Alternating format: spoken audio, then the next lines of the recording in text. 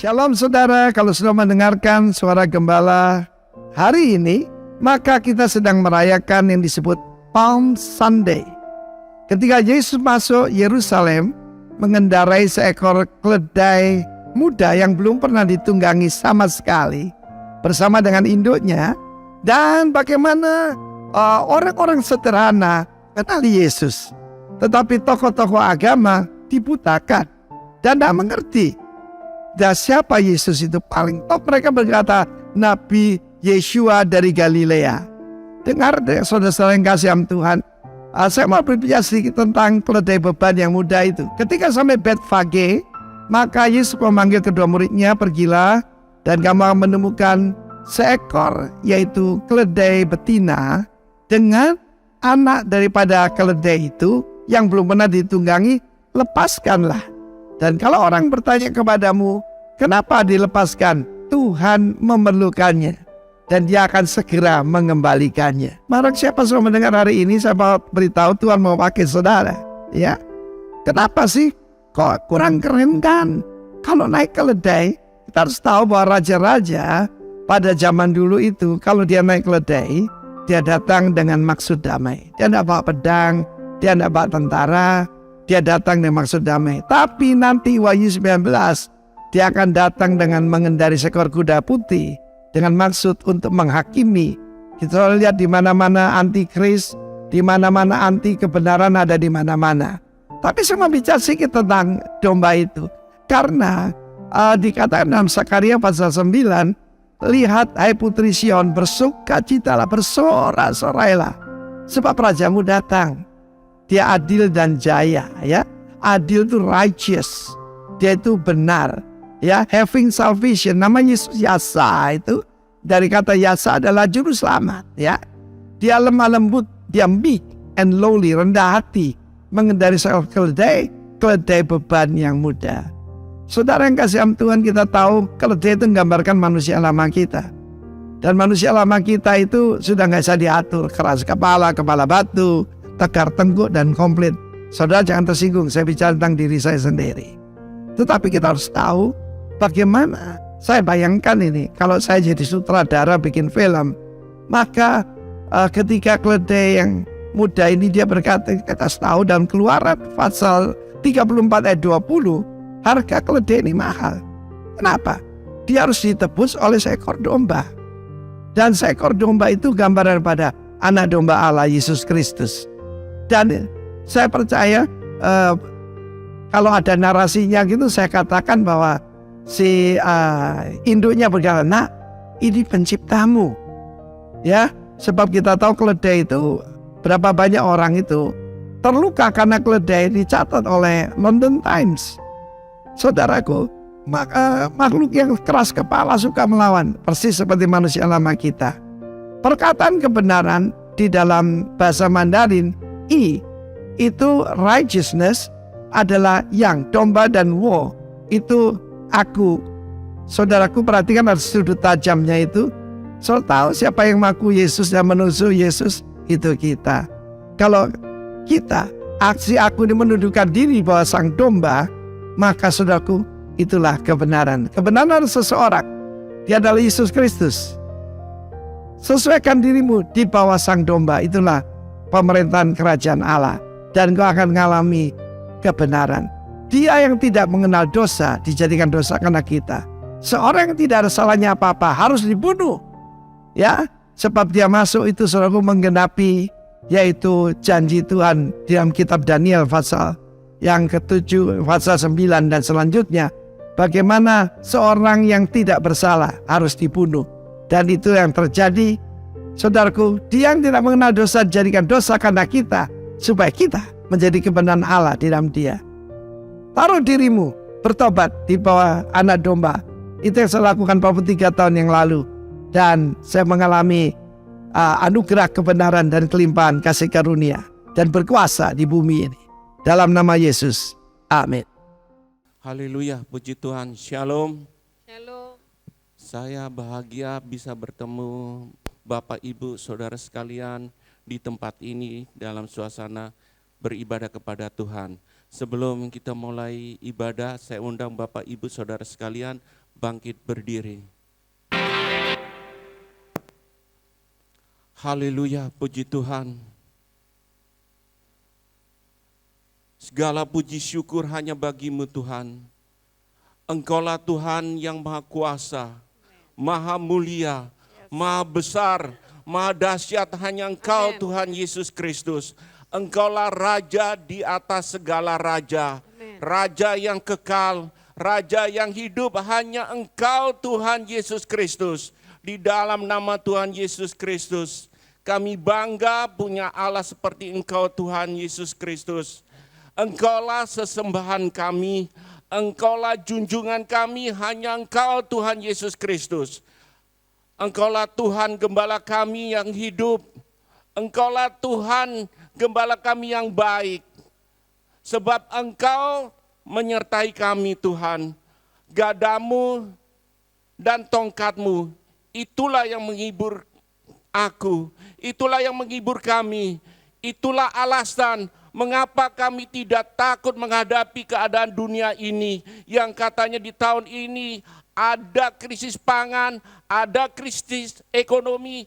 Kami tidak takut sebab Tuhan adalah gembala kami, sebab Tuhan menyertai kami, gada dan tongkat-Mu itulah yang menghibur kami. Di dalam nama Tuhan Yesus Kristus, kami serahkan ibadah kami ini ke dalam tangan-Mu Tuhan. Kami dedikasikan ibadah ini ke dalam tangan-Mu Tuhan. Kami rindu Tuhan untuk memuji-muji nama-Mu di tempat ini Tuhan.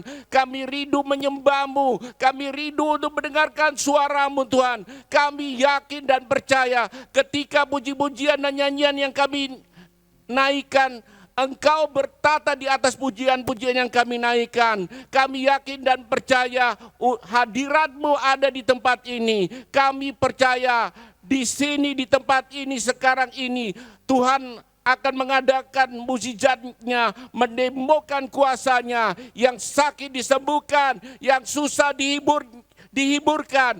Tuhan memberkati kami semua. Tuhan memberi kemenangan dan kesembuhan bagi kami semua yang ada di tempat ini. Di dalam nama Tuhan Yesus Kristus. Siapa yang percaya mari katakan amin. Silakan duduk saudara. Haleluya, saya percaya setiap kita diberkati pagi ini, amin. Kita tiba lagi di minggu pertama di bulan April, bulan di mana kita memperingati kebaikan Tuhan, kemurahan Tuhan atas setiap kita, memperingati pengorbanan Tuhan Yesus atas setiap kita.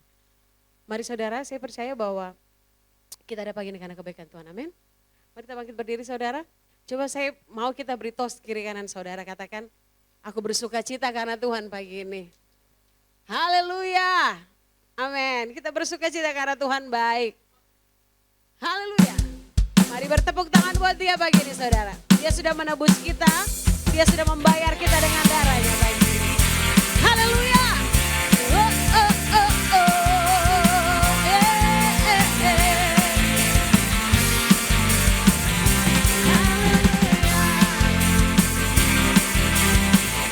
Amin.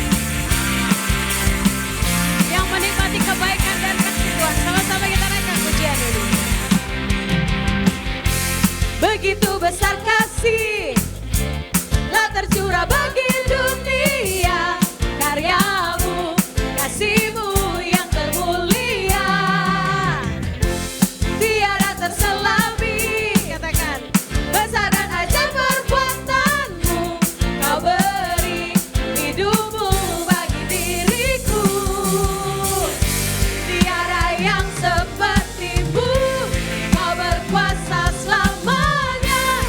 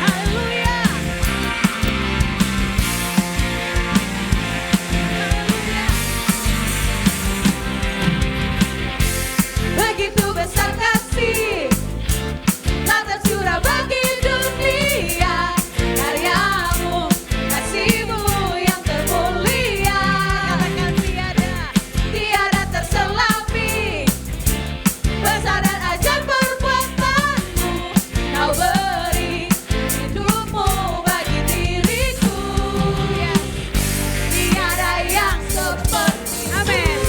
Kau berkuasa selamanya, kupuji Kau selalu. Oh, betapa dalamnya, betapa lebarnya kasih setiamu. Oh, oh, oh, tiada bandingannya, tiada duanya, tiada seperti Kau, Yesus Tuhanku.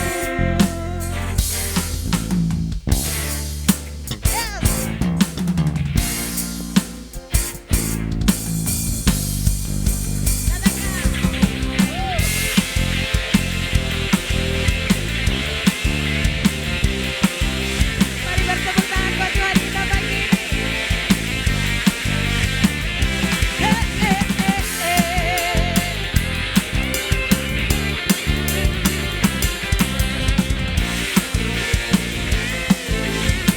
Mari biar umat Tuhan saja katakan pujian ini. Oh, betapa katakan betapa amin kasih oh tiada tiada tiada seperti Kau. Oh, betapa dalamnya, betapa lebarnya kasih setiamu. Oh, oh, oh, tiada bandingannya, tiada duanya, tiada seperti. Oh, oh, oh, oh, oh, betapa dalamnya, betapa lebarnya kasih setiamu. Oh, oh, oh, tiada bandingannya, tiada duanya, tiada seperti Kau, Yesus Tuhanku. Na na na na na. Kami bersuka cita karena kebaikan-Mu pagi ini Tuhan. Oh, na na na na na na na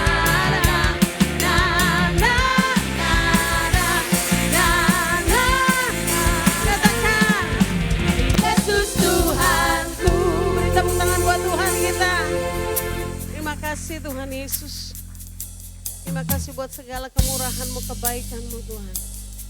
Terima kasih buat segala cinta-Mu atas setiap kami pagi ini. Engkau Allah yang mengasihi setiap kami. Tidak ada kasih yang lebih besar dari kasih-Mu atas setiap kami pagi ini.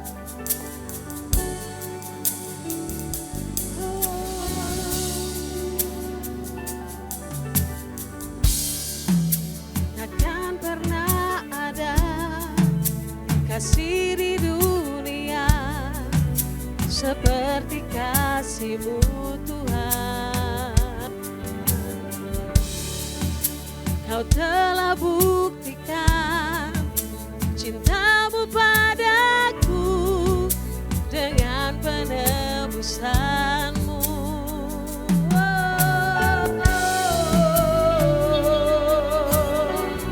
Kasih-Mu Tuhan. Sama-sama naikkan pujian itu. Takkan pernah ada kasih di dunia seperti kasih-Mu Tuhan. Kau telah buktikan cinta-Mu padaku dengan penebusan-Mu.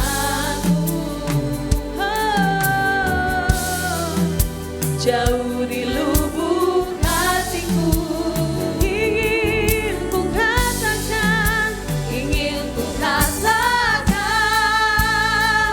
Kau selalu ada dalam hatiku, menemani hidup. memuji-Mu Tuhan.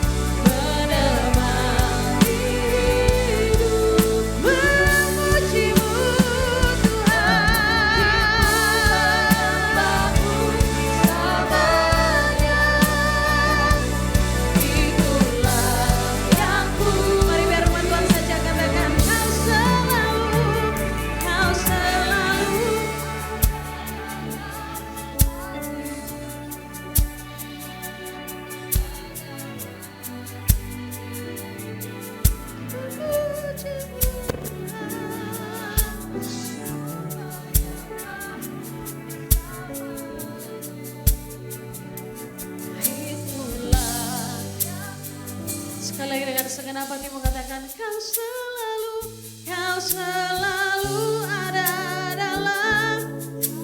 Amin. Terima kasih Tuhan.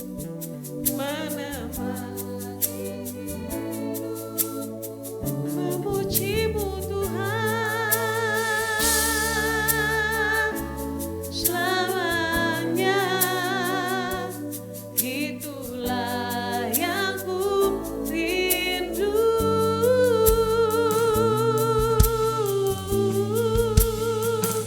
Kami mau memujimu, menyembahmu Tuhan selama-lamanya. Selama-lamanya kami mau memujimu, sebab kasih-Mu besar Tuhan, sebab cinta-Mu lebih dari hidup bagi kami.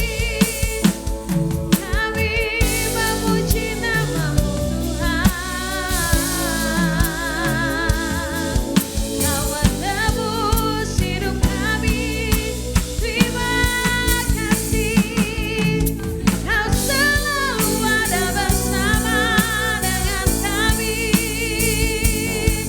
Kau yang selalu menemani hidup kami Tuhan. Kami memuji-Mu, kami menyembah-Mu Tuhan. Haleluya.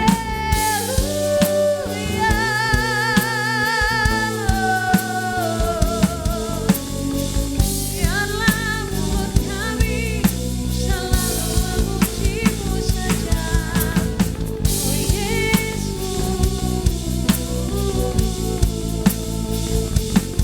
Terima kasih Tuhan.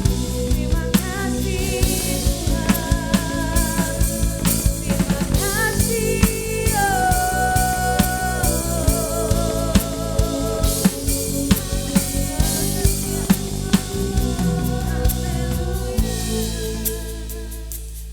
kami bersyukur Tuhan,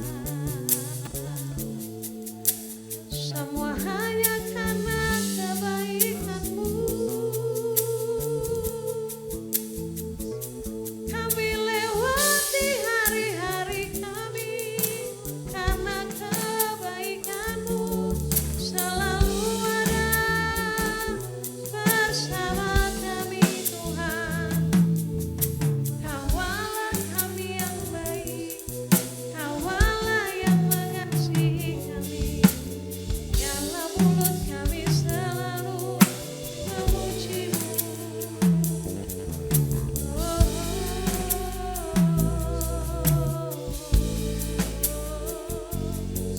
Biarlah mulut kami yang alam raya seisi semesta bertelut memandang-Mu. Haleluya. Buat seluruh karya-Mu, oh Yesus, Engkaulah Raja termulia. Biar alam raya seisi semesta bertelut memandang-Mu. Buat seluruh karya-Mu,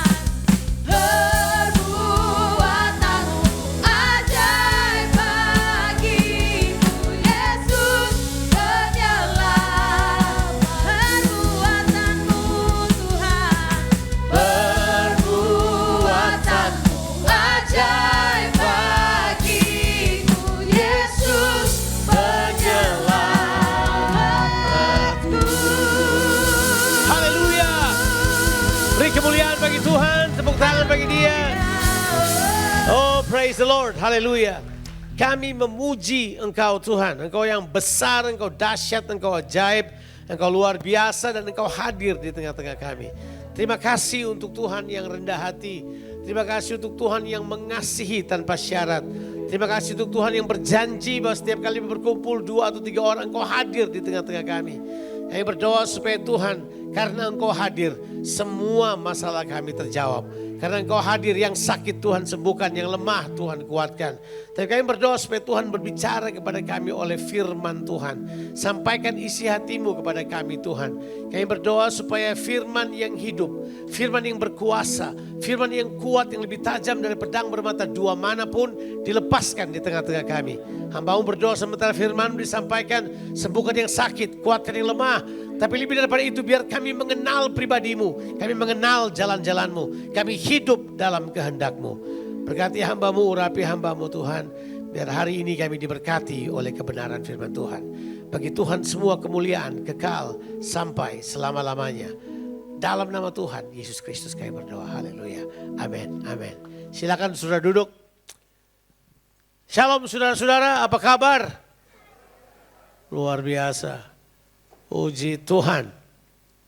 Well, kita masuk kepada musim yang baru. Ya, kita sekarang masuk kepada bulan April itu kita masuk kepada seasons of summer sampai nanti sebenarnya ini masih spring sih harusnya kalau di Amerika ini masih spring.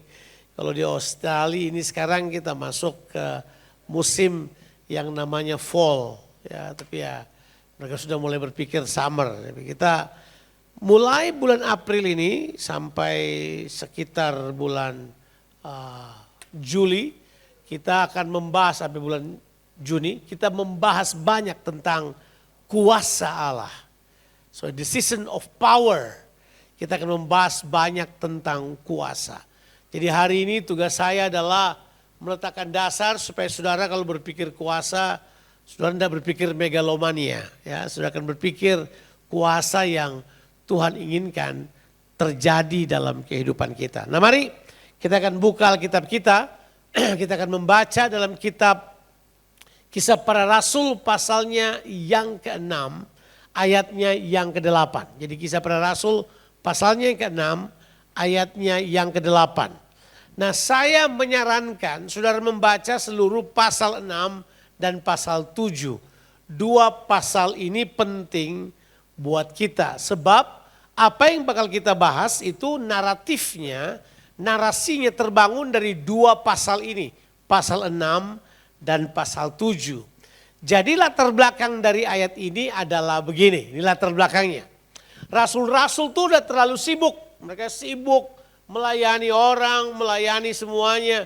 Sebab pada waktu itu belum terbentuk struktur yang kuat pada gereja mula-mula. Jadi semuanya dikerjakan para rasul. Tapi rasul-rasul tahu bahwa mereka tidak mungkin mengerjakannya semuanya.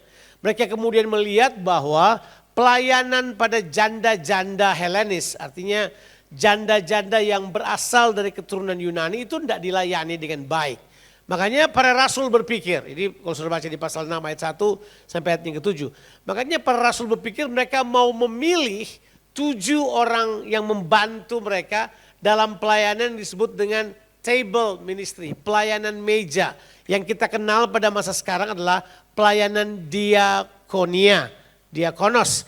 Pelayanan yang sifatnya pelayanan sosial, tidak bersifat praktikal dan sosial, tidak bersifat spiritual, tapi ini untuk menjawab kebutuhan.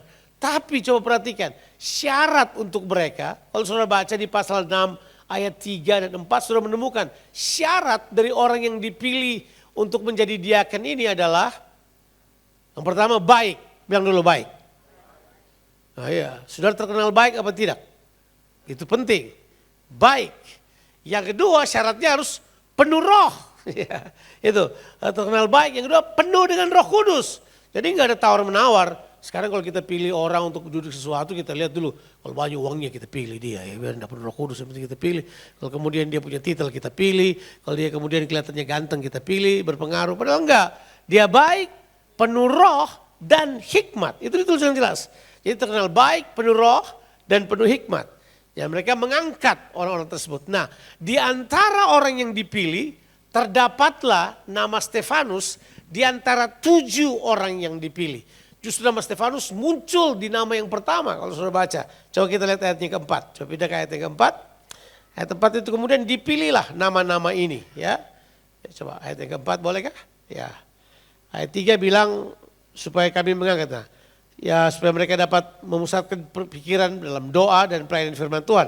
Ayat yang kelima, muncul nama-nama yang 7 orang tersebut. Nama yang ditaruh paling pertama, itu dibilang diterima baik ya, oleh seluruh jemaat. Lalu mereka memilih siapa? Stefanus, seorang yang penuh iman dan Roh Kudus. Jelas tuh, bilang dulu penuh iman dan Roh Kudus. Wah, kalau sudah baca ayat-ayat ini, kata penuh itu muncul berkali-kali. Mungkin ada 4-5 kali muncul kata penuh, penuh, penuh. Kata penuh itu nanti bakal penting buat kita bahas ya. Jadi Stefanus ini penuh dengan iman dan Roh Kudus. Kemudian ada nama 6 orang lain. Filipus, Prokorus, Nikanor, Timon, dan Parmenas serta Nikolaus. Itu dipilih 7 orang. Nah, kelihatannya ada 2 nama yang penting buat Lukas. Namanya adalah Stefanus dan Filipus. Makanya kalau sudah baca pasal 6, pasal 7 dan pasal 8, 2 nama ini yang paling banyak disebut. Mereka menyebut Stefanus sebagai tokoh yang kemudian menjadi martir yang pertama setelah Yesus di perjanjian baru. Kemudian kisah Filipus. Seluruh pasal 8 didedikasikan buat kisah Filipus. Tapi secara khusus kita akan membahas tentang kuasa, penuh dengan kuasa ini. Kita akan mengambil contoh dari kehidupan Stefanus. Nah, Stefanus ini benar-benar luar biasa. Yuk kita mulai membaca ayatnya yang ke-8. Ayat 8 berbunyi begini, ditulis dengan jelas. Kembali ke ayat 8, ayat topik kita.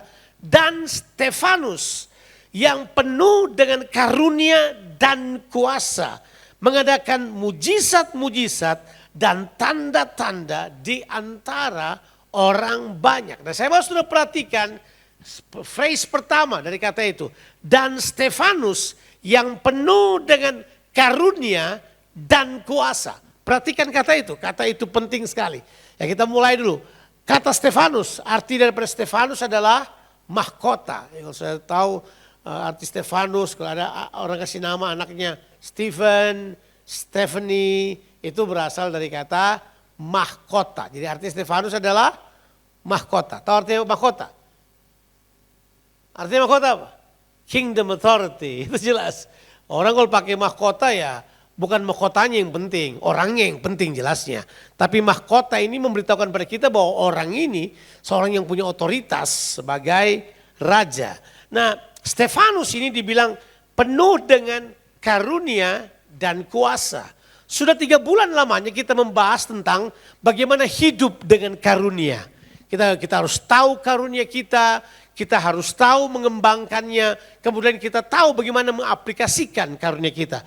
Kiranya jemaat rock yang ada di Makassar adalah orang-orang yang tahu menggunakan karunia untuk kepentingan bersama, untuk kepentingan banyak orang. Sebab Tuhan bergerak lewat karunia-karunia yang Dia berikan buat kita.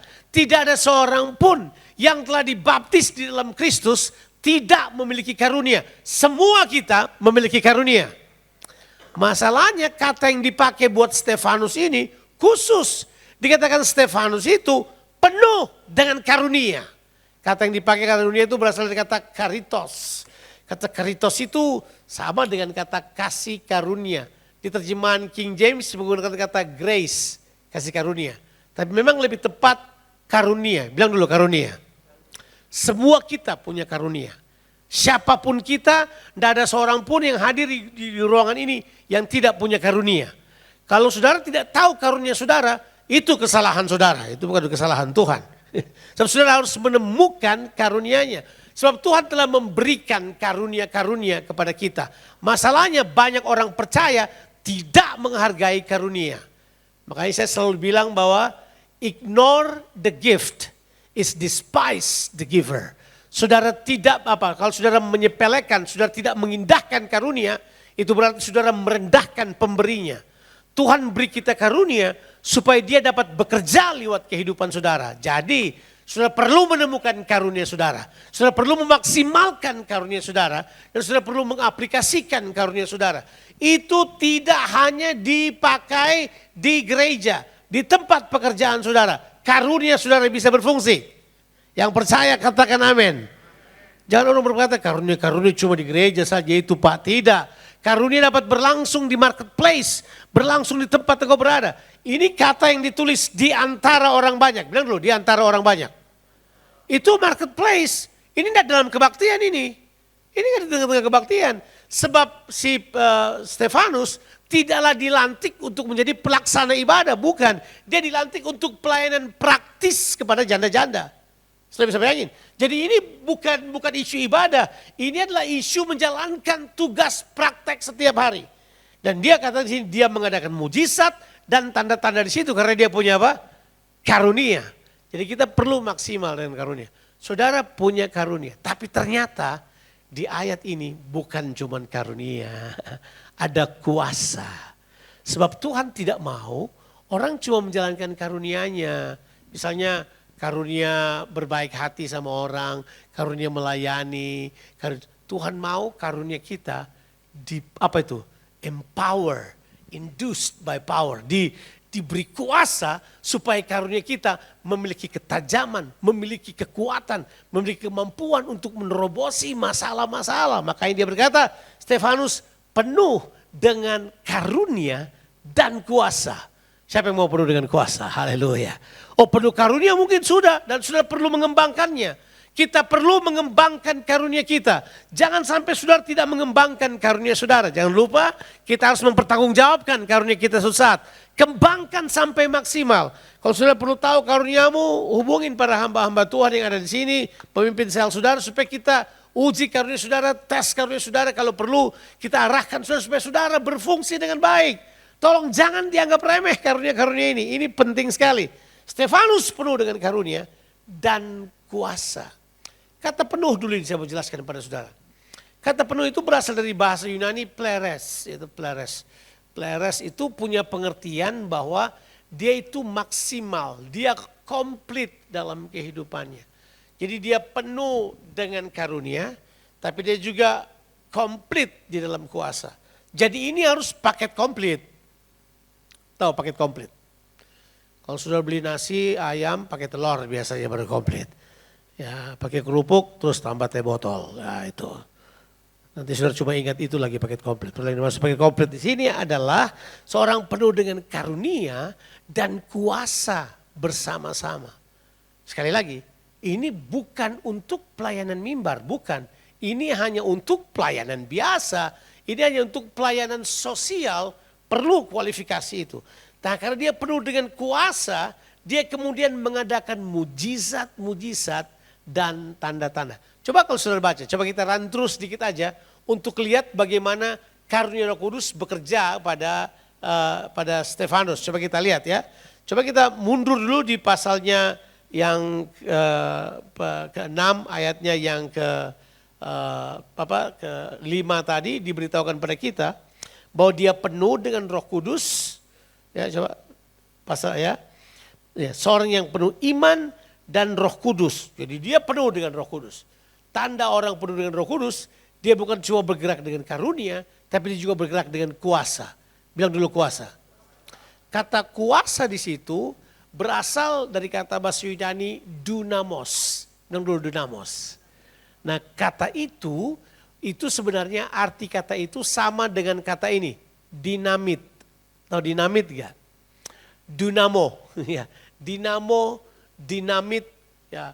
Dinamit itu punya pengertian kuasa ini punya daya ledak, explosive power.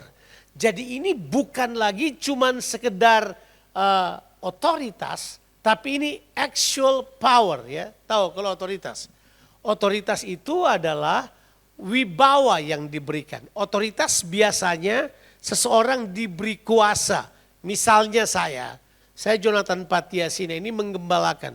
Ada 2 otoritas yang ada di atas saya. Secara ministry saya ada di bawah rock ministry. Kita tunduk pada otoritasnya Bali. Ya, ya. Saya rock. Ya. Kalau yang di sini otoritasnya saya, gitu aja. Saya punya otoritas kalau rock di Makassar atau Sulawesi Selatan. Saya punya otoritas. Saya memiliki otoritas dari Bali untuk menjalankan pelayanan di sini. Itu otoritas namanya. Tapi belum tentu saya punya kuasa kan. Otoritas itu adalah wibawa yang diberikan kepada seseorang untuk menjalankan kekuasaan. Sedangkan kalau kuasa enggak, kuasa itu daya ledak tadi, ada sebuah daya ledak, ada energi yang luar biasa yang dapat meledakkan sesuatu, eksplosif, itu dunamos. Kan kalau saudara pernah dengar ayat ini enggak? Sebab barang siapa percaya kepadanya akan diberikan kuasa untuk menjadi anak-anak Allah. Pernah dengar kata itu? Itu Yohanes 1 ayatnya yang ke-12. Kata diberinya kuasa itu adalah exousia, itu wibawa namanya. Nah kita tidak berbicara itu, yang kita bicara sekarang ini adalah kuasa yang sifatnya eksplosif. Kuasa yang dahsyat yang turun. Seperti Yesus berkata kepada angin ribut, diam tenang, dia diam. Yesus perintahkan orang roh jahat, keluar, mereka keluar. Itu kuasa, dia pegang orang sakit disembuhkan. Itu actual power. Nah Alkitab beritahu buat kita, kata kuasa ini muncul pertama sebenarnya buat kita, terakses pada orang percaya, itu di Kisah Rasul pasal 1 ayatnya yang ke-8. Coba kita lihat dulu Kisah Rasul pasal 1 ayat yang ke-8. Ini ayat sudah tahu persis kan. Ini Yesus berkata kepada murid-muridnya, dan kamu akan menerima kuasa kalau Roh Kudus turun ke atas kamu. Nah kata kuasa itu adalah dunamos itu. Kata kuasa itu kalau Roh Kudus turun ke atas kamu. Sehingga kamu menjadi saksiku di Yerusalem, Yudea, Samaria, bahkan sampai ke ujung bumi. Ya, kalau kita lihat baik-baik bahwa ayat-ayat ini menunjukkan kepada kita, kuasa ini diberikan kepada siapa? Semua orang percaya. Makanya setelah pasal 1 ayat 8, itu ada pembuktiannya. Pasal 2 ayat 1 sampai 4, semua orang percaya yang ada di loteng Yerusalem penuh dengan Roh Kudus. Dan mereka penuh dengan apa? Kuasa. Bilang dulu kuasa. Jadi kuasa itu ada pada saudara. Jadi kuasa yang dinamis itu ada pada saudara kalau saudara penuh dengan Roh Kudus. Jadi kalau orang penuh dengan Roh Kudus itu jangan aneh. Yang ada pada saudara adalah kuasa. Itu aja.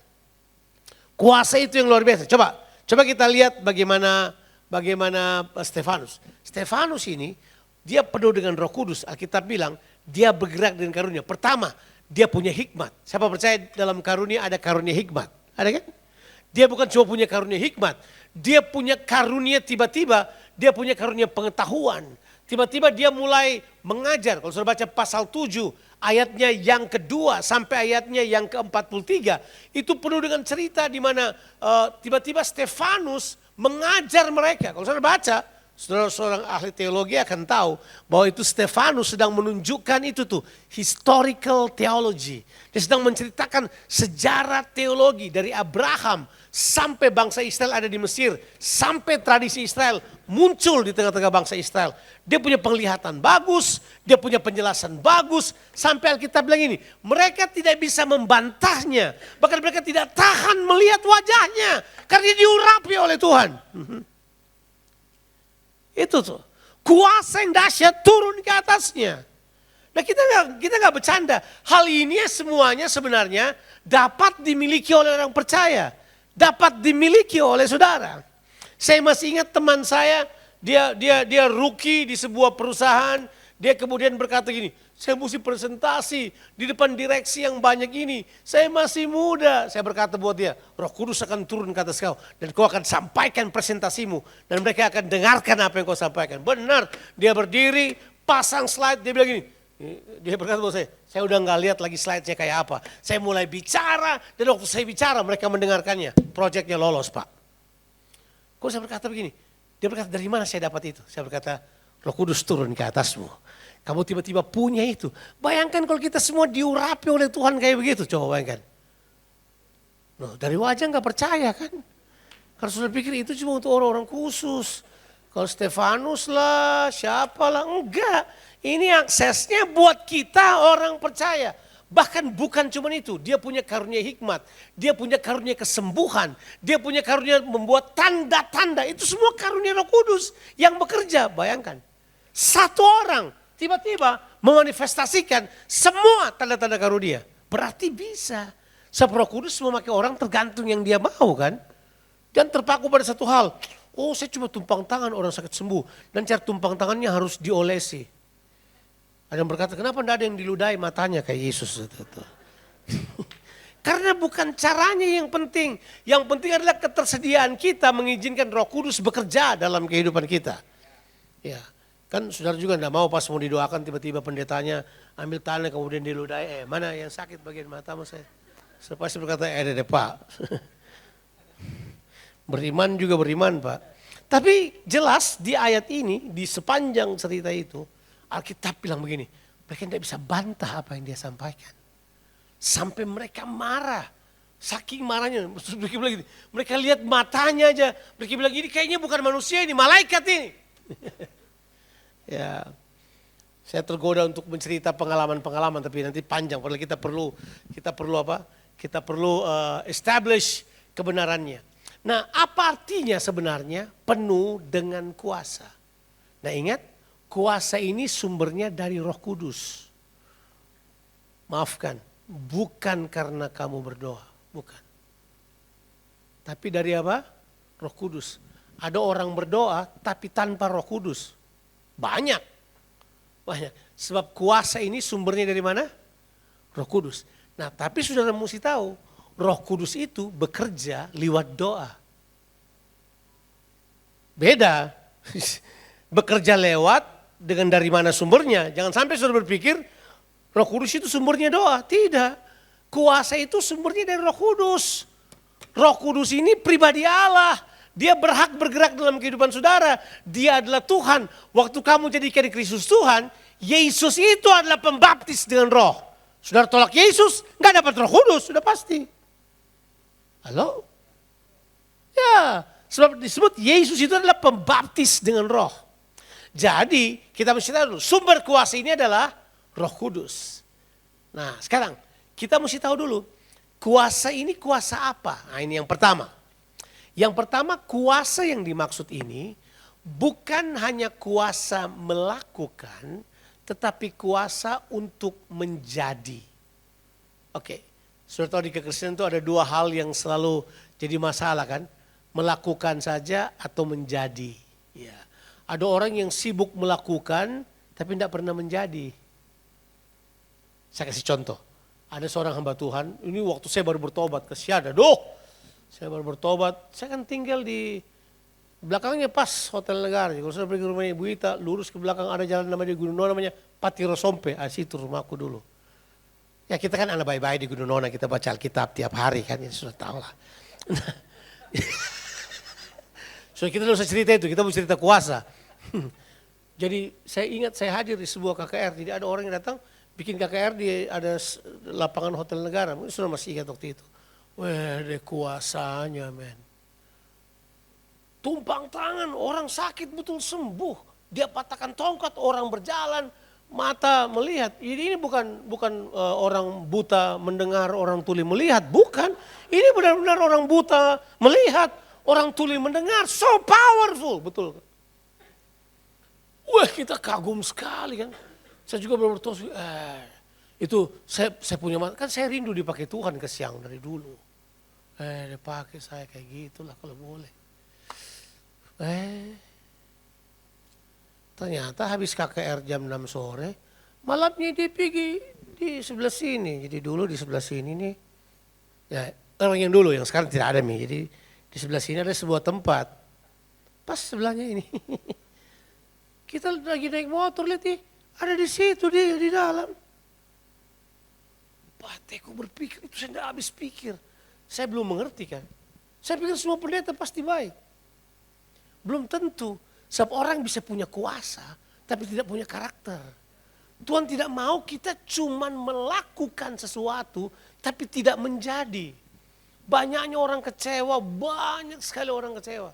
Saya di bawah pelayanan di mana pendetanya kesian kalau berkhotbah, itu terlempar-lempar susuk keluar. Saya lihat dia berkhotbah, dia mengajar. Susuk itu terbang kemana-mana. Jadi gitu, wih, susuk, tahu susuk kan? Itu kan bisa berupa berlian-berlian kecil. Terlempar sementara dia berkhotbah. Powerful. Tapi mereka punya kuasanya. Mereka melakukan kuasanya. Tidak punya karakternya. Mereka tidak menjadi seperti yang Tuhan kehendaki. Mereka cuma menjalankan kuasanya. Banyak yang kayak begitu. Yang begitu yang bikin gereja tidak dipercaya. Oh, kuasanya bagus. Tapi kendalinya. Sihir untuk mendapatkan keuangan. Wah. Nah, makanya Tuhan mau kuasa Roh Kudus itu diberikan pada kita pertama supaya kita menjadi, bukan hanya melakukan. Coba kita kembali ke kitab Kisah Rasul pasal 1 ayat 8. Coba kita baca ayat tersebut. Tetapi kamu akan menerima apa? Kuasa, dunamos, kalau Roh Kudus turun ke atas kamu. Dan kamu akan apa? Bilang dulu, menjadi. Bukan kamu bersaksi, tapi kamu menjadi. Jadi menjadi dulu, baru melakukan sesuatu. Kuasa Roh Kudus itu pertama menjadikan saudara terlebih dahulu. Forms you inside. Kuasa itu adalah kuasa mengubah manusia. Saya udah belajar. Lebih gampang doakan orang sakit buta untuk melihat. Which is saya lihat di pelayanan saya. Lebih gampang untuk orang lumpuh berjalan. Saya juga sudah pernah melihatnya. Yang saya anggap susah adalah ketika orang hina kita, saya susah. Biasanya saya mau membalas itu. Bahkan saya berani membuat statement seperti ini. Lebih gampang lakukan yang tadi daripada kemudian mengampuni orang yang bersalah kepada kita. Serius. Lebih butuh kuasa untuk rubah keangkuhan kehidupan kita. Nah, makanya Roh Kudus itu turun untuk menjadikan kita dulu sebagai satu pribadi. Membuat kita menjadi saksi. Kata menjadi saksi itu adalah menjadi seperti Kristus sebenarnya. Sebab Yesus itu saksi yang pertama. Yesus adalah saksi yang sulung. Jadi waktu kita bilang menjadi saksi itu berarti menjadi seperti Kristus. Coba kita baca ayatnya. Di dalam kitab Wahyu pasal yang pertama ayat yang kelima. Yesus itu disebut saksi yang setia. Dia adalah saksi yang utama. Dia adalah yang sulung yang pertama bangkit. Itu kata dipakai coba. Wahyu pasal yang pertama ayatnya yang kelima. Saudara masih bisa ikuti saya? Masih ya? Saya terlalu bersemangat sampai saya sudah lupa. Wah, ini harusnya lebih pelan barangkali. Wahyu pasal yang pertama ayat yang kelima. Dari Yesus. Siapa dia? Kristus, saksi yang setia. Yang pertama bangkit dari antara orang mati. Dan berkuasa atas raja-raja bumi ini. Jadi Yesus itu adalah saksi loh. Biar dulu, Yesus adalah saksi. Ya, dia itu witness. Sebab kata saksi di situ. Nah ini, kita pikir saksi yang suka bersaksi. Karena ada lagu Pentekostus, saksi di mana saja, saksi di mana, dia pikir berdiri bersaksi. Bayangkan orang tinggal 5 masih saksi di mana saja aja. Terus orang-orang dia tahu dia bersaksi sembarang, dia ngomong sembarang saja gitu. Iya, saya ingat waktu gembala jemaat yang saya datang tuh jatuh, gereja dari 500 orang tinggal 11 orang. Saya masih main musik di situ kesian. Pendetanya wakil pendetanya pimpin pujian. Sudah tinggal 11 orang yang sudah tunduk begini, yang mereka justru mau keluar dari gereja itu. Tiba-tiba wakil pendetanya berkata, adakah yang mau bersaksi? Saya bilang, siapa lagi mau bersaksi ini kasihan. Tapi ada juga yang bersaksi sih. Nah cerita itu cerita yang lain. Yang saya mau bilang adalah, seringkali kita itu tidak menjadi seperti yang Tuhan mau, kita cuma mau kuasanya. Nah kuasa Tuhan pertama turun ke atas kita, dia form kita dari dalam dulu, dia ubahkan kita dulu supaya kita menjadi seperti Kristus dulu. Supaya waktu kita mengerjakannya memang benar-benar Tuhan yang dimuliakan. Tidak curi-curi kemuliaan. Saya terjemahkan beberapa hamba Tuhan lah. Saya pernah terjemahkan Benny Hinn, saya pernah terjemahkan Reinhard Bonnke yang orang terbanting sudah. Tapi saya terkesan itu menerjemahkan seorang yang bernama Roy Durman. Ini Roy Durman dia tidak terlalu tinggi, jadi dia enak menerjemahkan dia karena kita agak kelihatan sedikit ya, bagus. Kalau yang lain kan begini, dia kalau mana, halo? Gitu. Kalau enggak, dia dari Kanada, orangnya sangat sederhana dan matanya cenderung ada defect itu kayak matanya agak sedikit defect, agak juling gitu matanya. Tapi ini orang, saya udah lihat, mau paling banyak mujizatnya kalau ini orang melayani. Saya sudah lihat, kalau banding-bandingkan jumlah, tapi kan saya bukan tipe kayak gitu. Dia melayani dengan cara yang luar biasa. Karena memang tidak ada orang yang perhatikan ini orang. Sederhana sekali, biasa banget. Dia di jalan, lagi jalan itu, tiba-tiba dilihat ada orang tengah jalan, dia bisa berhenti, turun, doakan orang di pinggir jalan. Sembuh ini orang-orang. Dia punya kekuatan ada pada belas kasihan. Dan jadi karunianya tidak mengubah dia. Dia tetap rendah hati, tetap biasa. Ada orang kan begitu berkarunia sedikit sudah rubah. Jalannya berbeda, bicara di telepon langsung berubah. Iya, saudara-saudara sini adalah karunia pelepasan jarak jauh via telepon. Kalau orang jahat mau lari, telepon saya, kan gitu maksudnya. Seringkali kita suka lupa daratan. Nah, jadi kuasa pertama itu adalah untuk ubah kita menjadi. Baru kuasa yang kedua ini yang kemudian kita pahami bahwa kuasa yang kedua untuk melakukan perbuatan-perbuatan. Jadi kuasa yang pertama menjadikan kita seperti Kristus, yang kedua kuasa itu memberikan kepada kita perbuatan-perbuatan Kristus. Perlu, ya. Ada beberapa hal yang semua orang percaya bisa buat, sebab itu adalah hak orang percaya. Buat aja. Yang mungkin tidak terjadi sesering semua orang percaya. Tapi menurut Markus pasalnya yang ke-16 ayat 17. Orang percaya. Siapa di sini orang percaya? Tolong angkat tangan dulu. Tumpang tangan pada orang sakit. Orang sakit apa? Sembuh. Ya coba tumpang tangan kalau orang sakit dulu. Coba aja. Dengan iman. Tumpang tangan. Tapi kita nggak biasa. Itu bukan budaya kita kan. Budaya kita sakit pergi ke dokter. Silakan, pergi ke dokter boleh, bukan berarti tidak boleh. Saya pergi ke dokter, saya minum obat. Tapi kita harus tetap menumpangkan tangan, tetapi itu penting. Terbiasa menumpangkan tangan. Tumpangkan tangan pada orang sakit itu penting. Ya, saya selalu itu tumpang tangan aja dulu. Ya, soal sembuh kan bukan urusan kita, itu urusan yang lain. Kita bilang orang percaya tumpang tangan, maka orang itu sembuh. Gitu. Ya, jadi kita yang tumpang tangan, kita yang usir setan, setannya mesti keluar, sakit juga mesti pergi gitu aja. Tumpang tangan. Saudara kan terkejut bahwa sebenarnya kuasa itu ada pada saudara. Nah, tanda-tanda ajaib dan tanda mujizat ini masih berlaku sampai hari ini. Masih berlaku sampai hari ini. Masih berlaku ya. Saya dan istri saya paling sering kita pergi pelayanan di satu tempat, tiba-tiba ada datang ketemu kita, Pak Jo, saya waktu itu saya cancer di sini bengkak, Pak Jo enggak tahu saya didoakan dari jauh. Saya bilang bagus juga saya enggak tahu, kalau enggak kali saya foto saya bagi di mana-mana. Kan kita suka begitu kan. Dia bilang enggak, saya itu kalau didoakan saya sembuh. Saya mempercayai bahwa kuasa masih ada. Dan siapa yang akan mengalaminya? Saudara dan saya. Kuasa itu tetap ada. Dan ini tetap berlaku. Di Alkitab penuh dengan cerita itu. Di sepanjang perjalanan penuh dengan cerita-cerita seperti itu. Ya, ada. Seorang tanya, kenapa kalau ada kuasa terus kemudian tetap ada kematian? Ya kematian tetap ada. Kematian itu jalan terbaik supaya saudara cepat ketemu dengan Tuhan kan? Ya, iya. Gak usah khawatir. Kematian adalah cara terbaik untuk saudara pindah ke alam yang berbeda. Bukan alam jasmani lagi. Tidak usah pikir kematian itu biasa aja. Tapi kita harus mengerti bahwa mujizat terjadi sebagai cara Tuhan menunjukkan kepada kita bahwa dia berkuasa. Yang kedua bahwa dia masih punya maksud dalam kehidupan orang-orang tertentu. Ada juga yang kita tahu, kita datang doakan, kita sudah tahu, kasihan, kita sudah tahu. Lewat ini. Kita sudah tahu. Tapi kan kita tetap, tidak mungkin kita berkata, mau mati sebentar ini saya doakan. Tidak mungkin kita berkata begitu sama orang tua, tidak mungkin. Tidak mungkin. Kita tetap doakan dengan semangat kita berdoa. Tapi kita rasa di dalam kayak lewat ini. Ada juga yang kita tidak tahu dia mau mati apa tidak. Kita sudah berdoa kayak mau belah laut. Dia tetap mati juga. Adalah wah kita sudah dengan iman semangat.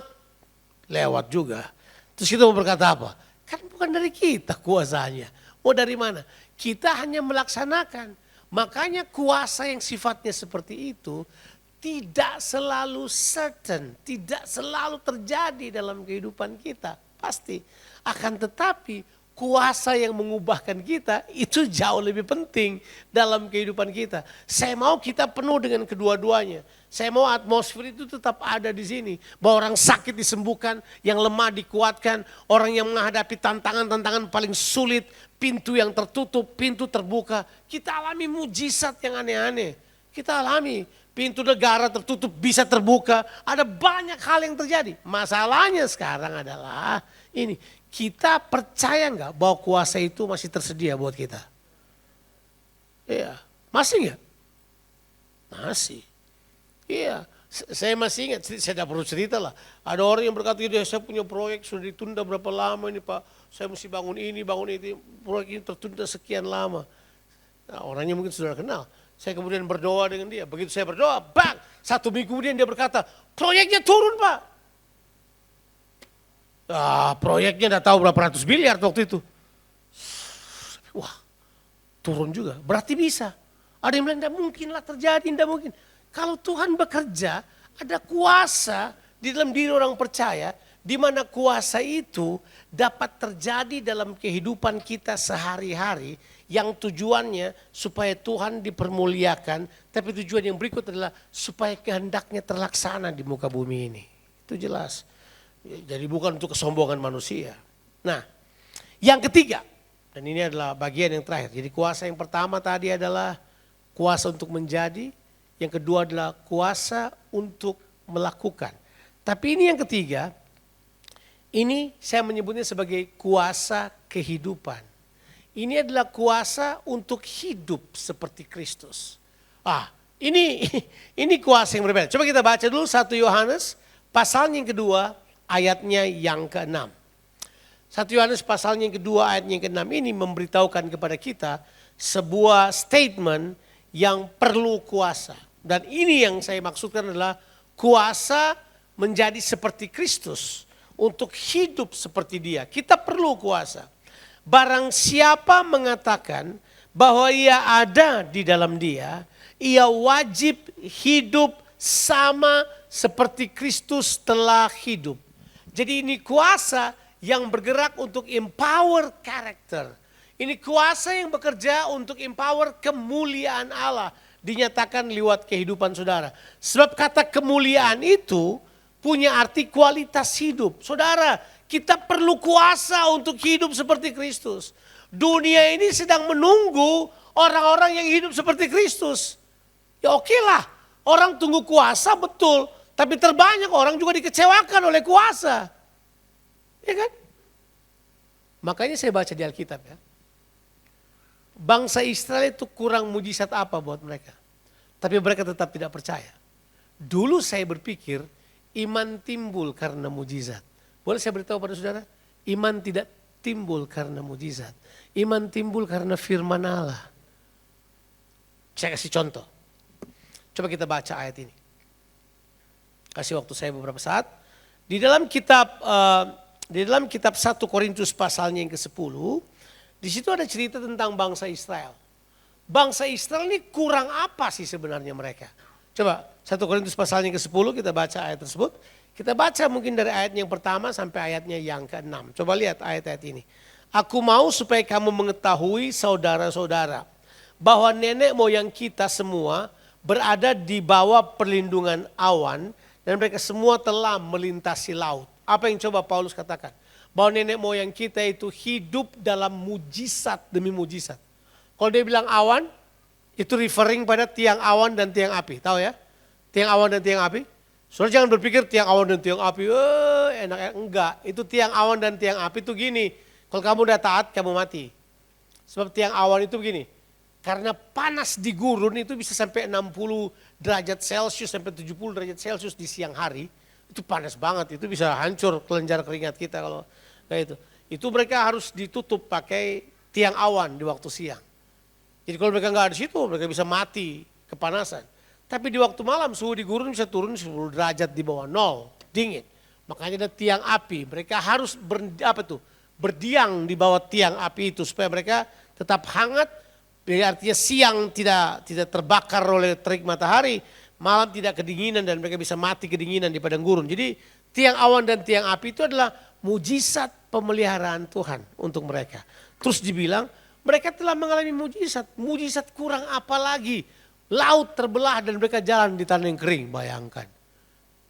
Jadi kita saja mau pergi lelai tetap mesti reklamasi dulu sekarang ini.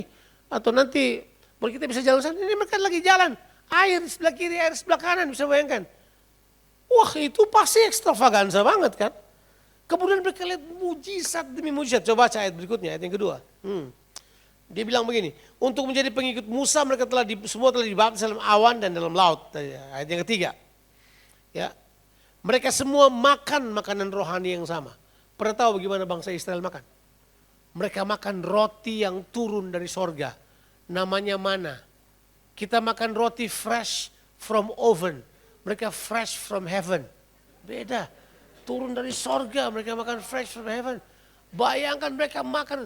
Dan bukan cuma itu, mereka minta daging men. Mereka minta daging. Musa berdoa, daging datang. Mereka makan daging burung tiap hari. Sampai daging keluar dari hidung mereka, bayangkan. Saking banyaknya daging. Bayangkan, mau apa? Mereka melihat semua mujizat. Mereka lihat bagaimana anak-anak mereka mau mati. Musa cuma angkat ular tembaga, ditunjukkan wajah ke ular tembaga. Sembuh semua anak mereka. Pas, mereka lihat mujizat demi mujizat. Tapi Alkitab bilang begini, ayat yang keempat. Oh ini masih mujizat yang keempat ini. Ini ada batu dan mereka semua minum minuman rohani yang sama. Sebab mereka minum dari batu karang rohani yang mengikuti mereka. Jadi ada batu karang yang ikuti mereka. Di jalan ada batu yang ikuti. Ada batu mengikuti orang. Enggak kan? Ya, jadi dia bilang ada batu karang yang mengikuti mereka. Dan menurut cerita pemahaman orang Israel, batu itu yang keluarkan air selalu buat mereka kalau mau minum. Di batu itu yang Musa pukul-pukul katanya. Ya kemudian itu. Dan batu karang itu ialah siapa? Kristus. Ini kan tentu bahasa yang dipakai, bahasa metaforis dipakai ini. Nah, ayat yang kelima, coba kita lihat. Jadi mereka ini kurang mujizat apa? Ini Alkitab berkata begini. Tetapi sungguh pun demikian, Allah apa? Tidak berkenan kepada apa? Bagian yang terbesar dari mereka. Karena mereka ditewaskan di padang gurun. Alami mujizat, alami semua. Berarti begini, nah you listen to me carefully. You listen to me carefully. Mujizat bukan tanda perkenanan. Iman tanda perkenanan. Mujizat bukan. Jadi orang bisa ngalamin mujizat kayak apapun, belum tentu mereka berkenan pada Tuhan. Ini contoh bangsa Israel. Mereka tidak berkenan, Allah tidak berkenan kepada sebagian terbesar dari mereka. Bagian terbesar ini bukan cuma sedikit. Cuma kurang 2 orang bagian terbesar, bayangkan. Cuma 2 orang yang masuk tanda perjanjian. Ada 2 juta orang lebih mati di padang gurun. Karena apa? Mereka alami mujizat. Tapi mereka tidak memiliki iman. Percaya kepada Tuhan. Jadi kesimpulannya kalau saya lihat di sini. Kuasa itu sebenarnya Tuhan beri kepada kita. Supaya kita punya kuasa untuk hidup seperti Yesus hidup. Kita diberi kuasa untuk dapat memenuhi kewajiban kita.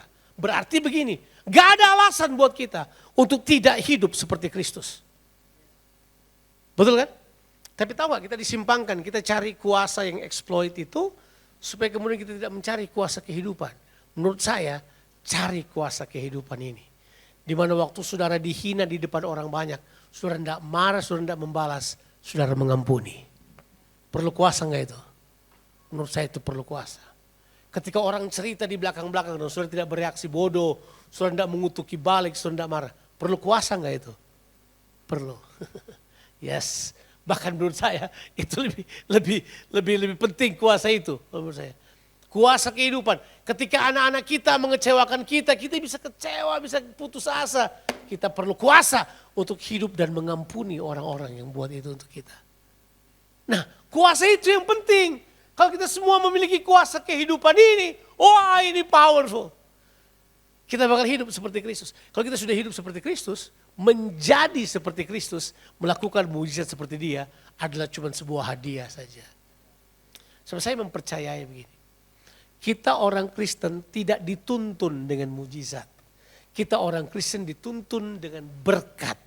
Artinya Tuhan menaruh kemampuannya di dalam kita yang memampukan kita untuk bekerja sama dengan Tuhan melakukan sesuatu bersama-sama. Tuhan mau bekerja di dalam kehidupan kita. Ya. Tapi kan ini saya beritahu pada saudara. Baca Alkitab lebih banyak daripada ikuti lagu-lagu Kristen yang kadang-kala telah menjual mujizat terlalu murah. Misalnya kalau saya bilang ini, mujizat ku alami setiap saat. Saya baca di Alkitab tidak semua orang alami mujizat setiap saat. Tidak. Sebab mujizat memang tidak perlu setiap saat. Yang perlu setiap saat adalah kekuatan atau berkat Tuhan untuk saudara dapat mengerjakan tanggung jawab saudara. Betul nggak? Jadi makanya Tuhan tuh menuntun kita dengan berkat jauh lebih banyak. Bukan saya tidak percaya mujizat. Saya percaya mujizat. Tapi porsinya mesti tepat. Supaya saudara tidak mengharapkan yang gak penting-penting. Masa cuma beli sepatu saudara perlu mujizat? Sebab para pembicara ajurkan kepada kita seolah-olah semuanya mujizat. Misalnya, itu tidak perlu terjadi di kekristenan. Ada orang yang berkata begini, mujizat Tuhan luar biasa. Tadi pagi saya baru cium bau durian, tiba-tiba durian satu truk datang di rumah saya. Itu tidak perlu. Seriously. Tapi kita kan dengar yang kayak gitu, dan kita anggap itu bombastis kan. Tapi yang paling sehat adalah begini, bahwa saudara mengerti betul bahwa Tuhan itu mau supaya saudara hidup seperti Kristus. Konsentrasi ke arah itu. Kerjakan ke arah itu. Dan saya percaya mujizat Allah tersedia buat saudara. Yakin. Tapi tidak perlu berpikir harus dituntut dengan mujizat setiap saat. Sebab mujizat memang tidak untuk setiap saat. Yes. Tapi mujizat setiap saat gitu kan. Wah, kita diajar lagu-lagu kayak begitu. Seolah-olah itu. Enggak. Yang benar menurut Alkitab adalah kita diberi kuasa untuk menghidupi kehidupan seperti Yesus. Itu. Tapi saya percaya mujizat bukan berarti saya tidak percaya mujizat. In fact, hari ini kita mau berdoa buat orang yang sakit. Hari ini kita mau berdoa untuk apa saja yang saudara anggap tidak ada jalan keluarnya. Kita mau melihat jalan keluar terbuka buat kita. Karena Tuhan berjanji untuk memberikan kuasa dalam kehidupan kita. Amin. Jangan lupa, ini saudara mesti ingat. Kita harus penuh dengan karunia dan penuh dengan kuasa. Bagaimana penuh dengan kuasa? Penuhlah dengan Roh Kudus. Penuhlah dengan Roh Kudus setiap hari. Penuhlah dengan Roh Kudus setiap hari. Penuhlah dengan Roh Kudus. Being filled by the Holy Spirit. Itu jauh lebih penting daripada apapun. Dan saudara tidak perlu penuh dengan Roh Kudus harus dengan tanda seperti Quakers, tanda seperti First Pentecostals, tidak perlu. Sudah perlu penuh dengan Roh Kudus untuk mengizinkan kehidupan Kristus menjadikan saudara seorang yang dapat menyaksikan dia, menjadi saksi yang setia, yang dapat berkata seperti Stefanus. Masih ingat Stefanus enggak? Dia penuh dengan Roh Kudus. Orang mau rajam dia dengan batu. Dia berdiri, dia menatap ke langit, dia kemudian melihat Yesus berdiri di sebelah kanan Bapa. Kemudian dia berkata kepada orang yang mulai rajam dia dengan batu. Apa yang dia katakan? Seperti Yesus. Dia berkata apa? Ampunilah mereka karena mereka tidak tahu apa yang mereka kerjakan. Kemudian dia mati. What a story. Setelah Stefanus, seluruh Yerusalem dijungkir balikan. Setelah Stefanus punya peristiwa, seluruh Yerusalem. Waktu itu Saulus yang kemudian jadi Paulus, itu yang pegang jubah-jubahnya orang, ditaruh supaya mereka rajam Stefanus. Artinya dia pegang jubahnya gini, dia bertanggung jawab. Jadi orang-orang ini yang lempar tapi tanggung jawabnya atas dosanya ada pada Saulus. Jadi bayangin ya, Saulus kayak gitu. Tapi dia berubah. Dia berubah karena apa? Ada kuasa yang bekerja. Saya yakin dia lihat waktu Stefanus dirajam dengan batu. Why is this man believe so strong? Siapa yang tulis pertobatannya Paulus? Lukas. Kenapa dia gandeng ceritanya? Karena dia mau beritahu. Saulus yang melihat kuasa kehidupan dalam diri Stefanus. Bertobat karena kuasa yang dia lihat. Makanya dia tulis Stefanus di pasal 7. Pasal 9 dia tulis Saulus bertobat. Karena siapa? Karena Kristus datang buat dia. Kristus yang dilihat oleh Stefanus. Karena waktu Stefanus berkata begini, aku melihat Yesus anak Allah itu berdiri di sebelah kanan Allah. Kemudian waktu mereka dengar itu, Alkitab bilang mereka histeris. Mereka ambil batu kemudian rajam dia sampai dia mati. Sementara dia dirajam, dia sempat mengucapkan seperti Kristus, ampunilah mereka. Sebab mereka tidak tahu apa yang mereka perbuat. That is the power of life. Itu kuasa kehidupan. Hari ini apa sih masalahnya kita? Masalahnya kita mungkin bukan menerima kebutuhan. Masalahnya kita sekarang ini adalah mungkin adalah pengampunan. Melepaskan pengampunan. Menerima orang yang bersalah. Kemudian dengan mudah menerima orang-orang yang kemudian telah melukai kita. Mungkin itu yang kita jauh lebih butuhkan daripada yang lain. Mari kita berdoa. Bapa di sorga, kami datang kepadamu. Engkau hadir dengan kami. Kami percaya bahwa kerajaan Allah bukan hanya perkataan saja, tapi kuasa. Kami percaya kami hidup dalam kerajaan-Mu, kami hidup dalam kuasa dari tempat yang maha tinggi. Ampuni kami, seringkali kami membesarkan kuasa mamon lebih daripada kuasa Tuhan. Ampuni kami membesarkan kuasa hubungan, koneksi dengan manusia lebih daripada kuasa Tuhan. Ampuni kami lebih membesarkan kuasa medis lebih daripada kuasa Tuhan. Kami mau katakan bahwa kuasa-Mu besar. Engkau ada dengan kami Tuhan. Berkati kami. Nyatakan kuasa-Mu di tengah-tengah kami. Kalau ada dari saudara yang hadir hari ini dan saudara berkata saya perlu kuasa Tuhan menyentuh kehidupan saya. Apapun masalah, apa aja, anything. Tidak harus penyakit. Tidak harus hutang yang susah dibayar. Apa aja yang saudara rasa gini, saya udah gak kuat. Saya gak mampu, mungkin relationship, broken relationship, mungkin yang lain. Dan hari ini kau berkata gini, saya memperoleh kuasa Tuhan.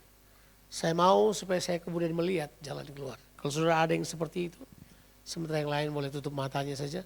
Kalau saudara ada dan saudara berkata gini, saya mau untuk terima kuasa Tuhan turun ke atas saya. Saudara berdiri aja di tempat duduk saudara. Saya mau berdoa buat saudara. Anyone. Mari angkat tanganmu pada Tuhan. Dan lihat kuasa Tuhan turun atas kehidupanmu. Bapa, engkau lihat anak-anakmu. They need power. Kami berdoa, Tuhan engkau berjanji, engkau akan penuhkan kami dengan kuasa-Mu. Aku berdoa Tuhan di dalam nama Tuhan Yesus. Mereka yang berdiri ini menerima jawaban atas apapun yang mereka sedang minta sekarang Tuhan. Kalau mereka butuh terobosan dari Tuhan, mereka mengalami terobosan. Mereka sakit, mereka disembuhkan. Relationship yang kemudian menjadi kering, kembali dihidupkan oleh Tuhan. Aku berdoa. Ayo berdoa seperti Mazmur 126 katakan. Pulihkan kami seperti memulihkan batang air di tanah Negev. Engkau akan membanjiri tanah-tanah yang kering dengan kuasa-Mu ya Tuhan. Sekarang sembuhkan yang sakit, kuatkan yang lemah. Yang butuh pertolongan mereka menerima pertolongan dari Tuhan. Terima dari Tuhan. Terima dari Tuhan. Apa aja. Terima dari Tuhan. Tuhan datang kepada saudara saat sekarang ini. Terima kasih Tuhan. Terima kasih buat anugerah-Mu yang besar. Yang sakit disembuhkan oleh Tuhan. Sakit apapun. Sakit darah tinggi. Sakit kencing manis. Diabetes. Sakit paru-paru. Sakit migren. Sakit di bagian belakang yang sakit sekian lama disembuhkan oleh Tuhan. Sakit kaki. Asam urat. Apa saja. Sekalipun sakit itu adalah sakit karena kesalahan pola hidup. Sekarang kau berdoa disembuhkan oleh Tuhan. Dalam nama Yesus. Thank you Lord. Thank you Jesus. Thank you. Terima kasih buat kasih setia-Mu. Thank you. Mari kita semua bangkit berdiri. Saya mau saudara angkat tangan saudara pada Tuhan. Terima apa yang Tuhan memberi buat saudara pagi ini. Terima apa aja. Mungkin kau merasa saya tidak mau minta pada Tuhan. Ada kuasa sebagai anak Tuhan untuk minta dari Dia. Karena kamu adalah anak. Bapa mana yang memberikan roti kalau memberikan ular kalau anaknya minta roti. Bapa mana yang memberikan kalajengking kalau anaknya minta telur. Alkitab berkata kalau kau minta kau akan penuh dengan Roh Kudus. Ada kuasa dari tempat yang maha tinggi. Tuhan akan curahkan buat kita sekalian. Mari angkat tanganmu dan terimalah dari Tuhan. Receive. Beberapa orang perlu hikmat. Beberapa orang perlu jalan keluar. Beberapa orang perlu finansial blessing. Beberapa orang perlu terobosan-terobosan rohani untuk hubungan mereka dengan Tuhan. Beberapa orang merasa kering dalam kehidupannya. Beberapa orang merasa imannya tidak maju. Beberapa orang merasa mundur dalam kehidupannya. Aku berdoa, terobosan dari Tuhan turun ke atas kehidupannya. Yes Lord, thank you for your goodness.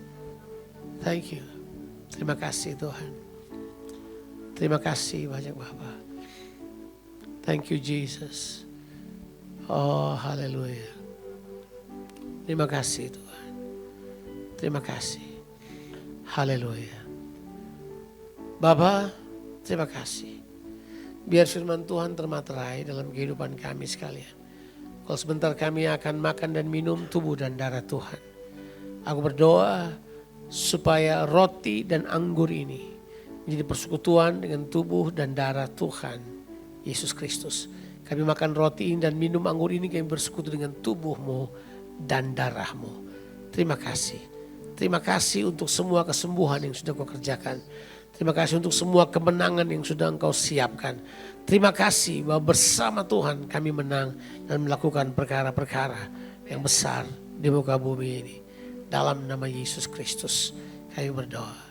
Amin. Mari saudara siapkan roti dan anggur saudara, kita akan segera masuk pada perjamuan kudus. Tetap berdiri aja.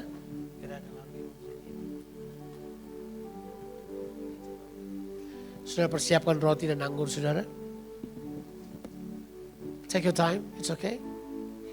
Yang belum dapat roti dan anggur boleh angkat tangan gak? Kalau misalnya sudah masuk ke dalam ruangan ini tapi belum dapat roti dan anggur, saudara boleh angkat tangan biar segera dilayani. Kalau misalnya ada di depan sini, Pak Arnon, ada Ibu Tini belum dapat roti. Sudah? Oke, thank you. Ada yang lain lagi yang perlu roti dan anggur?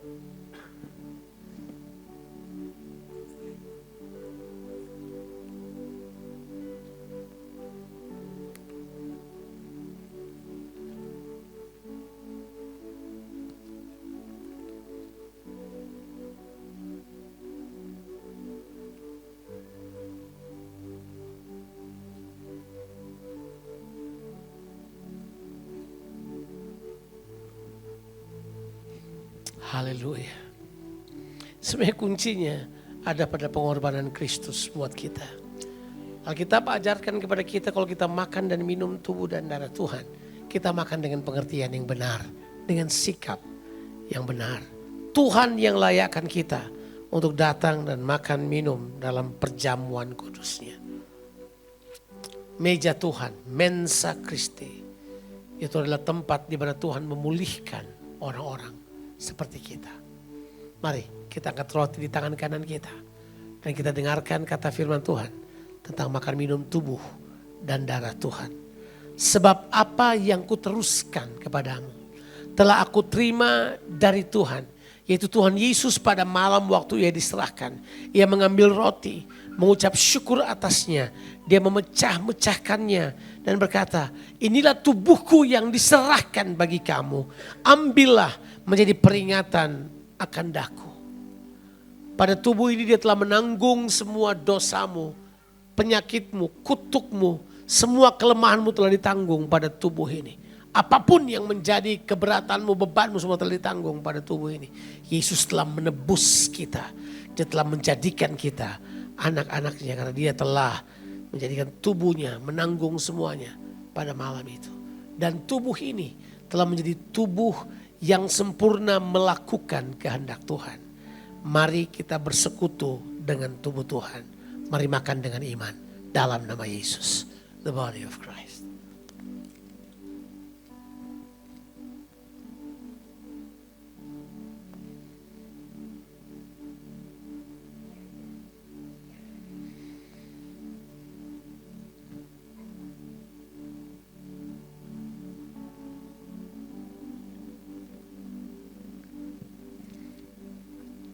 Terima kesembuhan sementara sudah partake the body of Christ. Dia sudah menanggung penyakitmu. Terima kelepasan dan kemerdekaan. Sekarang kita angkat cawan di tangan kanan kita. Demikian juga Ia mengambil cawan sesudah makan lalu berkata, Cawan ini adalah perjanjian baru yang dimateraikan oleh darahku. Perbuatlah ini setiap kali kamu meminumnya, menjadi peringatan akan daku. Darah Kristus adalah darah penebusan, tapi darah Kristus juga adalah darah kemenangan. Mari partai kemenangan yang Yesus sudah bawa dalam kehidupan kita. Mari kita minum dengan iman dalam nama Tuhan Yesus Kristus. Haleluya. Mari berterima kasih pada Tuhan. Terima kesembuhan-Mu. Terima kebaikan Tuhan. Terima terobosan Tuhan dalam kehidupan kita. Tuhan Yesus baik. Dia berkuasa. Dia ada dengan kita. Haleluya. Haleluya. Thank you Jesus. Thank you Lord. Thank you Jesus. Thank you Jesus. Haleluya. Haleluya. Yes. Amen. Thank you Jesus. Yesus, Yesus, Yesus, ku berseru. Yesus, Yesus, ku panggil namamu. Pengabdianku hanya padamu. Yesus, Yesus, Engkaulah Bapa-Ku. Yesus, Yesus, Yesus, ku berseru. Yesus, Yesus, ku panggil namamu. Pengabdianku hanya padamu. Yesus, Yesus, Engkaulah Bapa-Ku.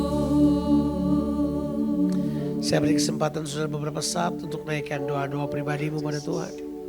Buatlah komitmen baru dengan Tuhan. Ya, bicara pada Tuhanmu. Dia mau berbicara juga pada saudara sekalian. Take your time. Ambil waktu memohon kepadanya. Ambil waktu untuk berdoa. Tuhan ada di sini. Beberapa orang khawatir sama anak-anak mereka. Ada orang yang khawatir tentang apa saja. Tuhan duduk di atas tahta. Dia menjawab doa-doa kita. Take your time. Thank you Jesus.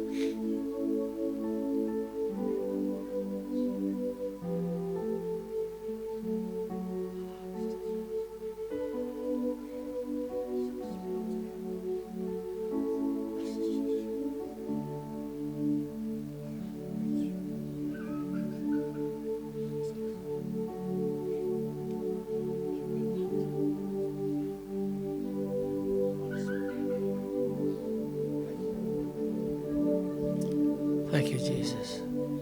Thank you. Thank you. Oh, thank you, Lord. Terima kasih, Tuhan. Thank you, Jesus. Thank you, Jesus. Oh, bless the Lord. Fill us with your love. Oh, thank you. Baik. Thank you, Jesus. Mari saudara-saudara, sekarang kita mau berdoa supaya kerajaannya dinyatakan di muka bumi ini. Dan kehendaknya terlaksana di muka bumi ini. Mari kita berdoa, doa yang Tuhan Yesus ajarkan kepada kita. Angkat suaramu dengan keras dan kita berdoa, doa tersebut. Bapa kami yang di sorga, dikuduskanlah namamu. Datanglah kerajaanmu. Jadilah kehendakmu di bumi seperti di sorga. Berikanlah kami pada hari ini makanan kami yang secukupnya. Dan ampunilah kami akan kesalahan kami. Seperti kami juga mengampuni orang yang bersalah kepada kami. Dan janganlah membawa kami ke dalam pencobaan. Tapi lepaskanlah kami daripada yang jahat. Karena Engkau lah yang mempunyai kerajaan dan kuasa dan kemuliaan. Sampai selama-lamanya. Amin.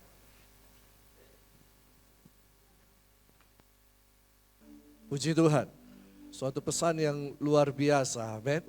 Dan mari kita bergerak di dalamnya dan saya percaya bahwa kita diberkati Tuhan, amin. Berapa banyak saudara yang diberkati Tuhan? Aha. Dalam kehidupan kita diberkati Tuhan, amin.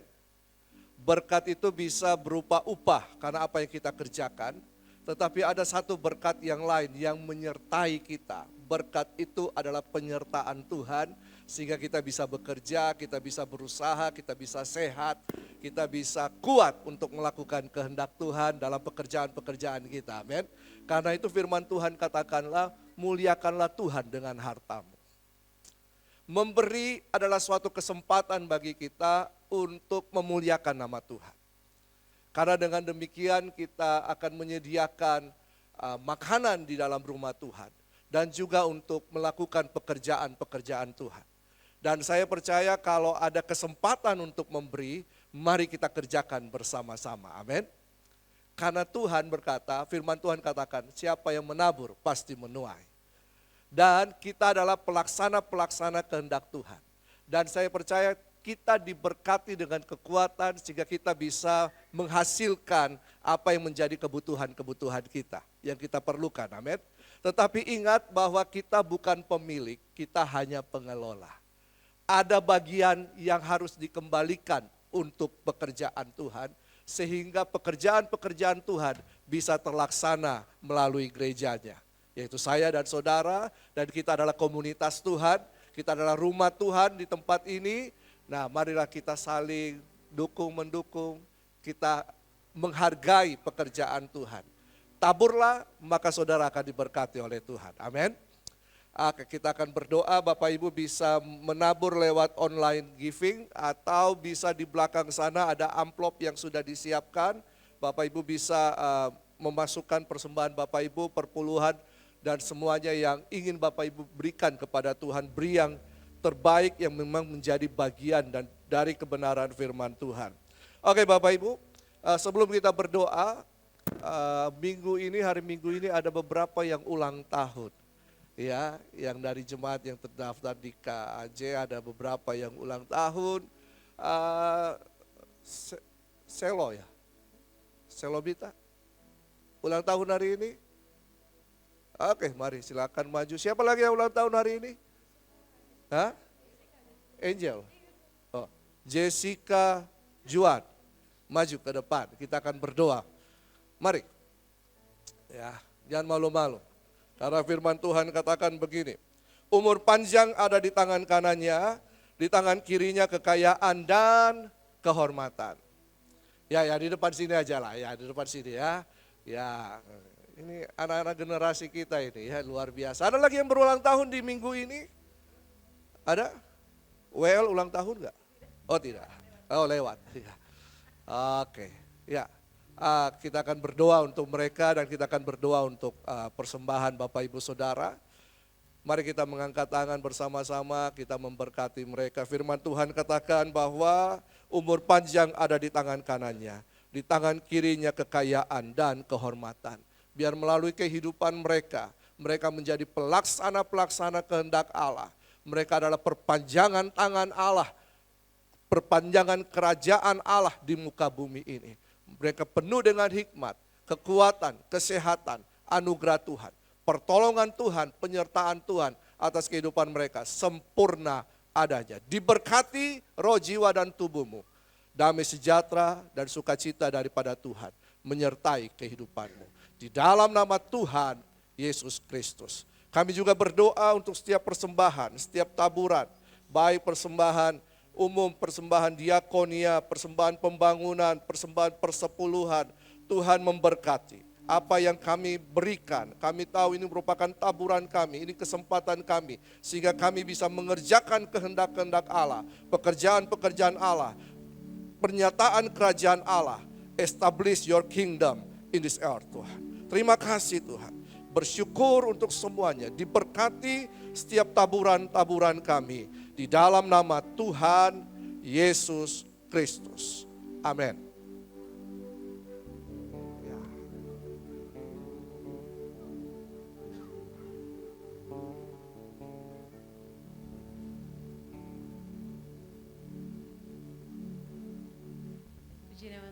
Sebelum kita akhiri ibadah kita siang ini, adakah Bapak Ibu Saudara yang baru pertama kali hadir bergabung beribadah bersama kami pagi ini?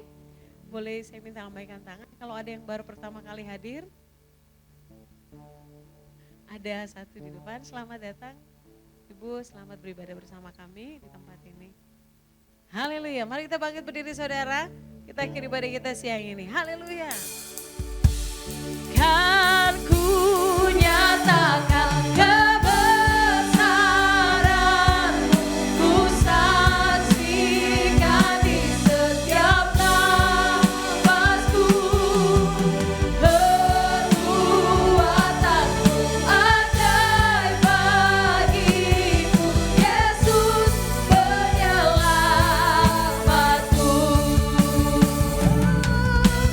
Kan ku nyatakan kebesaran-Mu, ku saksikan di setiap nafasku, perbuatan-Mu ajaib bagiku, Yesus penyelamat. Kan kami nyatakan, kan ku nyatakan kebesaran-Mu, ku saksikan di setiap nafasku, perbuatan-Mu ajaib bagiku, Yesus penyelamatku. Perbuatan-Mu Tuhan, perbuatan-Mu ajaib bagiku, Yesus penyelamat. Sekali lagi perbuatan-Mu, perbuatan-Mu ajaib bagiku, Yesus penyelamatku.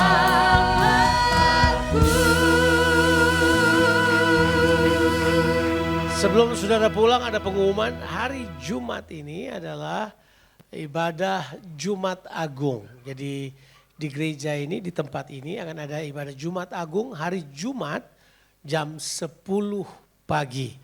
Tanggal 9-nya kita akan ada ibadah Paskah. Jadi generasi akan gabung dengan kita pada hari itu. Diadakan jam seperti biasa, seperti di sini jam 10.30. Hari Jumat jam 10, hari Minggunya jam 10.30. Sudah berbahagia? Berbahagialah kamu, rukunlah kamu, bersukacitalah kamu dan ketahuilah bahwa Tuhan itu baik. Tuhan memberkati kehidupanmu, membuat engkau berjalan dalam jalan-jalannya. Terimalah berkat Tuhan. Tuhan memberkati engkau dan melindungi engkau. Tuhan menyinari engkau dengan wajahnya dan berikan kepadamu kasih karunia. Tuhan menghadapkan wajahnya kepadamu dan berikan engkau damai sejahtera, limpah rahmat supaya diberkatilah kehidupanmu, diberkatilah keluar masukmu, diberkatilah keluargamu dan orang-orang yang kau kasihi, diberkatilah pekerjaanmu, usahamu, studimu, bisnismu, apa saja yang dikerjakan oleh tanganmu dilipat gandakan oleh Tuhan. Kiranya tangan-tanganmu ini menjadi tangan kesembuhan, tangan keberkatan dan tangan pemulihan kepada orang yang kamu jumpai karena Tuhan menyertai engkau bahkan berdiam dalam kehidupanmu. Dalam nama Tuhan Yesus Kristus yang percaya dan diberkati Tuhan, berkata bersama-sama, amin. Amin. God bless you. Tuhan Yesus memberkati.